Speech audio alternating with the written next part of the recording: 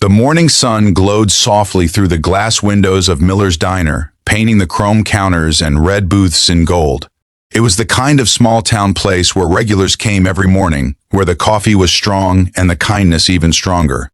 Behind the counter, Emma worked silently, refilling cups, smiling through exhaustion, and pretending her life was okay.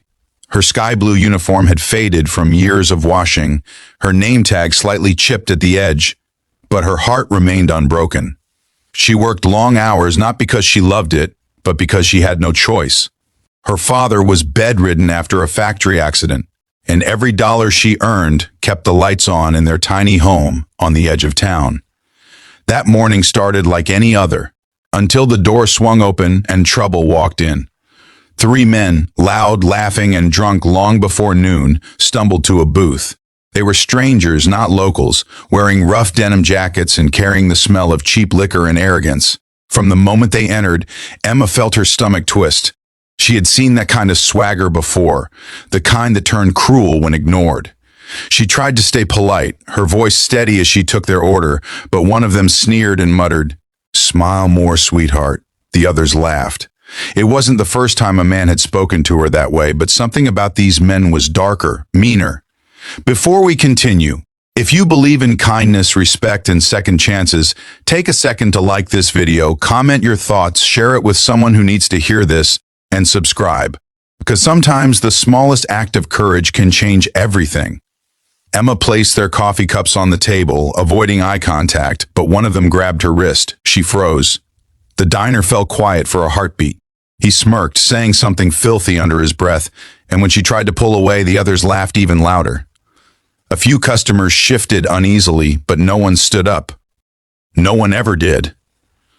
In a small town, fear has a way of silencing even the good ones.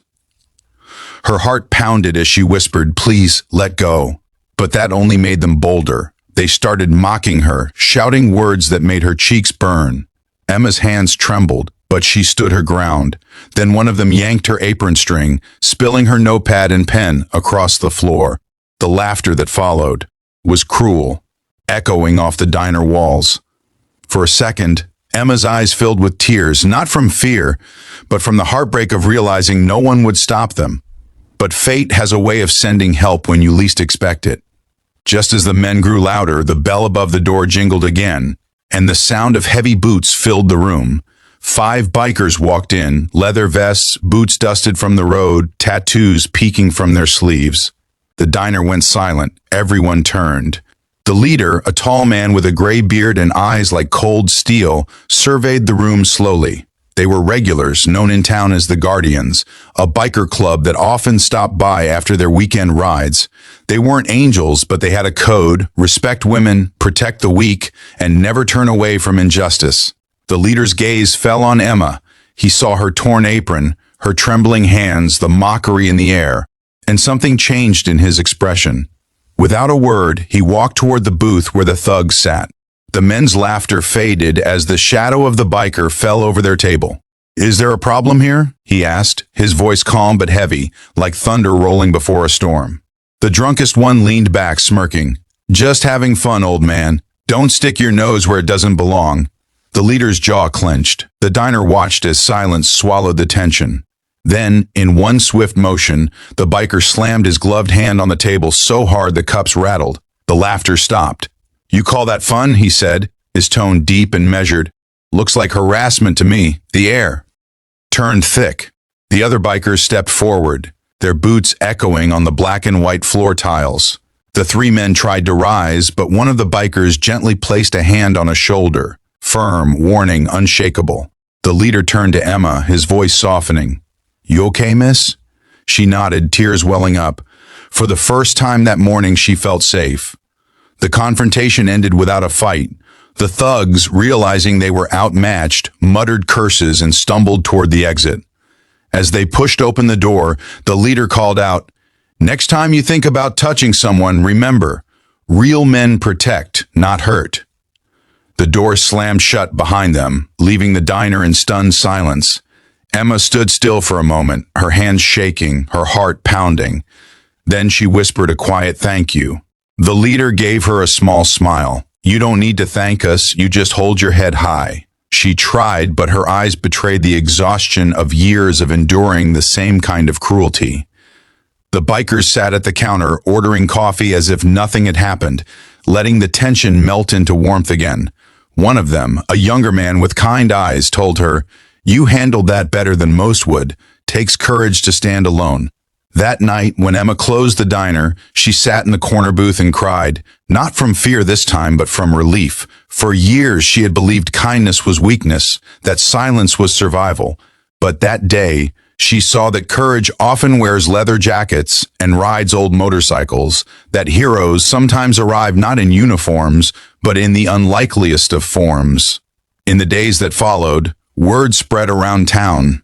People started noticing Emma more, not just as the quiet waitress who took their orders, but as a survivor, someone who stood through humiliation and kept her dignity intact. The bikers began visiting more often, not to intimidate, but to ensure no one ever hurt her again.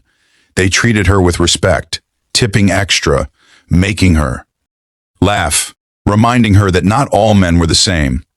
But the real change was inside Emma. She started walking taller. She stopped apologizing for existing. When a new waitress joined the diner, a shy single mother, Emma taught her how to handle customers, how to stay kind but firm, and how to never let fear take over. She had learned that courage wasn't the absence of fear, but the strength to face it even when you're alone. Months later, on a rainy evening, one of the bikers came in alone. His name was Luke, the same one who had spoken gently to her that day. He told her they were moving on to another town, helping out a local shelter that needed repairs. Before leaving, he handed her a small envelope. Inside was a note that said, "You reminded us why we do what we do. Keep believing in good people. They still exist." Beneath it was a $100 bill. Emma cried quietly as she read it. Years passed. Miller's Diner changed owners, but Emma stayed. The old photographs on the walls remained, but now there was one more. A picture of her standing with the bikers, smiling, apron clean, eyes bright. When customers asked who they were, she'd smile and say, "They were angels who rode motorcycles." And when she saw a scared or mistreated soul, she always stepped forward because she knew what it felt like to be saved by strangers who cared. Life never became perfect for Emma, but it became peaceful. Her father recovered slowly, her home filled again with laughter. Sometimes she'd hear the distant rumble of motorcycles passing through town, and she'd pause, whispering a silent thank you to the men who taught her that the world, despite its cruelty, still had good hearts beating in it. If this story touched your heart, if it reminded you that kindness and courage still matter, please like this video, share it with others, and subscribe to the channel. Every click helps more people see that hope is real, that compassion still wins, even in the darkest moments. Before you go, take a second to comment below. Would you have stood up for Emma that day? What would you have done if you were in that diner? Because the truth is, courage doesn't always roar. Sometimes it's the quiet act of standing beside someone who's too tired to fight alone. And in a world that often forgets to care, that's the bravest thing of all.